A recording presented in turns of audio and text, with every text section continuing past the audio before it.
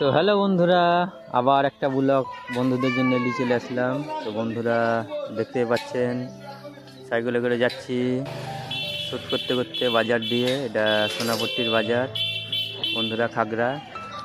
তো আজকে বন্ধুদেরকে দেখাবো কালিকা ঠাকুর। তো দারুণ সুন্দর।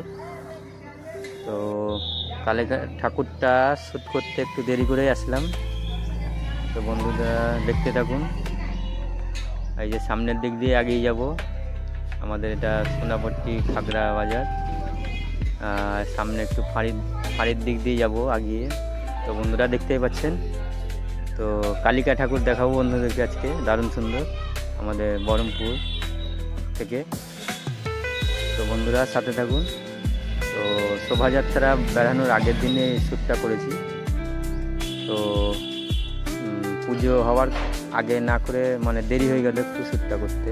তো বন্ধুরা দেখতে থাকুন। তো বন্ধুরা দোকানে কাজ করি, কাজের চাপে সব জায়গায় ব্লগ করতে যেতে পারি না। যেটুকু টাইম পাই সেটুকু টাইমে ব্লগগুলো করি বন্ধুদেরকে দেখানোর জন্যে।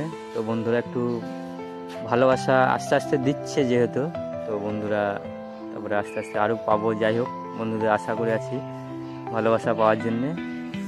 তো বন্ধুরা চলে আসলাম মন্দিরের দিকে আগিয়ে।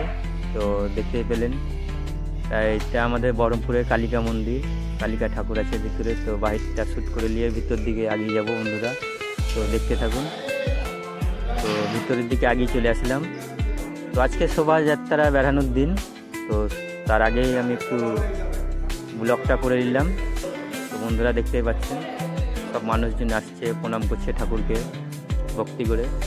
তো আজকে শোভাযাত্রা বেড়াবে, তো তার আগেই এই ব্লগটা করে নিলাম তো বন্ধুদেরকে দেখানোর জন্যে।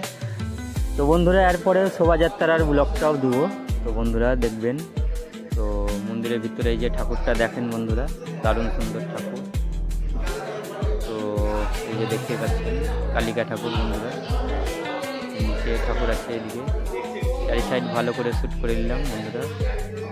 আর যে মানুষজন সব এখন পুজোর শেষে হিসাবপত্র চলছে। তো ব্লগটা এখান থেকেই শেষ করলাম বন্ধুরা।